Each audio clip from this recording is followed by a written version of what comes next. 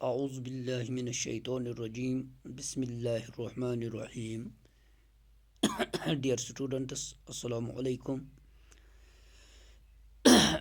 For class 8 today on 29th of April 2021, our topic is a nation's strength. A nation's strength. The poem has been written by Ralph Waldo Emerson. The poem has been written by Ralph Waldo Emerson. The poem contains 6 stanzas. There are 6 stanzas in this poem, and yesterday we read the first 3 stanzas of this poem, A Nation's Strength, and today let us go to read and explain the next 3 stanzas of the poem. Stanza number 3, it is page number 49 of your textbook, and is it pride? That bright crown has seemed to nations sweet, but God has struck its lustre down in ashes at his feet.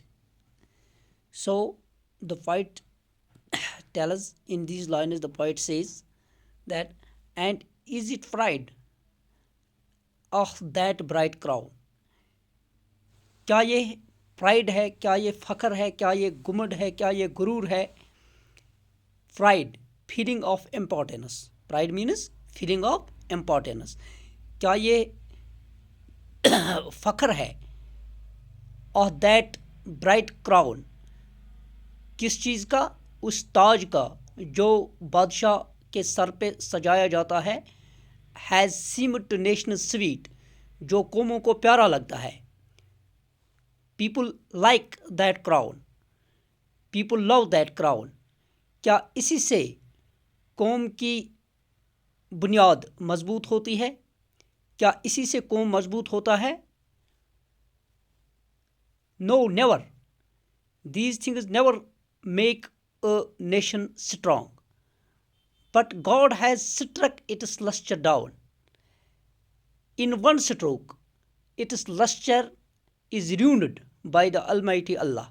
जो ये ताज है, जिसको ताज का गुरूर होता है, जिसको ताज का गुरूर होता है, उस ताज को खुदा एक झटके में उसको ख़त्म करता है, उसको बर्बाद करता है. इन एशेस एट हिज फीट, और उसको राख के ढेर में बदल देता है, और जो उसके पाँव के नीचे उसको दे मारता है. So we come to know, dear students, that it is not the pride that makes any nation strong, or it is not the crown of the king that makes the nation strong. Those nations who love the bright crown, जिनको यह ताज पसंद है, जिनको यह प्यारा लगता है, जो उसको पसंद करते हैं, तो अल्लाह ताला ने क्या किया?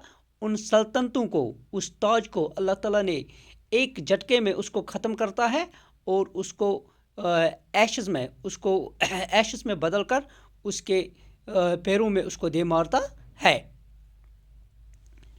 राख, एशेस मीन्स उर्दू में इसको राख बोलते हैं. Stanza number 5, not gold, but only men can make a people great and strong. Men who for truth and honor's sake stand fast and suffer long. Not gold. It is not the gold which makes a nation strong. Dear students, it is not the gold. It is not the material which makes the people strong, but only men can make. सिर्फ कौम के लोग कौम को ऊंचा करते हैं, कौम को आगे बढ़ाते हैं, कौम की बुनियाद को मजबूत करते हैं. A people means here nation. A people great and strong. सिर्फ लोग ही एक कौम को अजीम बनाते हैं और उसको मजबूत बनाते हैं. तो कौम को मजबूत बनाने में और कौम को अजीम बनाने में कौम को आगे बढ़ाने में सिर्फ उसके लोग ही काफ़ी हैं। मैन हु फॉर ट्रुथ, और वो लोग, उनमें क्या खसूसियत होनी चाहिए, what characters what features they should have. Man who for truth and honour sake, वो लोग जो सच्चाई और इज्जत की खातिर स्टैंड फास्ट, हिम्मत और जरत से काम लेते हैं, एंड सफ़र लॉन्ग, और तकालीफ और मुसीबतें बर्दाश्त करते हैं अपने कौम को उठाने के लिए, अपने कौम को आगे ले जाने के लिए। वो क्या करते हैं, वो हिम्मत और हौसले से काम लेते हैं। Stand fast and suffer long, और तकालीफ और मुसीबतें बर्दाश्त करते हैं। They work hard to build the foundation of their nation strong, and such people, their truthfulness and and their strength, it pays. They are brave men. They struggle for their nation to make it strong, and make its foundation strong. Not gold, सोना नहीं, सरमाया नहीं, but only man can make a people great and strong. सिर्फ कौम के लोग ही कौम को ऊंचा उठाते हैं, उसको अजीम कौम बनाते हैं और इसको मजबूत बनाते हैं। मैन हु फॉर ट्रुथ, वो लोग जो सच्चाई के खातिर और इज़्ज़त के खातिर, अपने कौम के विकार के खातिर और इज़्ज़त के खातिर स्टैंड फास्ट, वो हिम्मत और हौसले से काम लेते हैं, डटे रहते हैं। एंड सफ़र लॉन्ग, और तकालीफ और मुसीबतें बर्दाश्त करते हैं, झेलते हैं अपने कौम को उठाने के लिए।